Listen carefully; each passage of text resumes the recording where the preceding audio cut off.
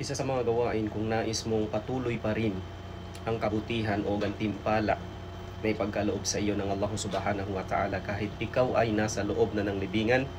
Sabi ni Imam Al-Jawzi rahimahullahu ta'ala, man ahabba an la yanqati'a amaluhu ba'da mautihi falyanshur al-ilm. Sabi ni Imam Al-Jawzi rahimahullahu ta'ala, sino man ang magnanais na hindi mapuputol ang kanyang gawaing kabutihan pagkatapos niyang mamatay, ipalaganap niya ang kaalaman. So kapatid sa pananampalatayang Islam, tayo po ngayon ay nasa generation ng social media na kung saan nandirito ang kasamaan at nandirito din ang mga kabutihan.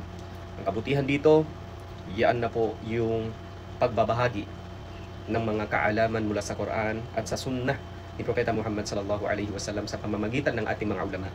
Kaya kapatid, mag-share ng mag-share ka. Gamitin mo ang iyong social media sa kabutihan, i-share ang mga kaalaman dyan. Kahit ikaw man, datnan ng kamatayan, hanggat may nagbabasa, may nanonood sa iyong pag-share ng mga kaalaman sa Islam, ganun pa rin. Patuloy pa rin ang iyong gantimpala kahit ikaw ay nasa loob na ng libingan.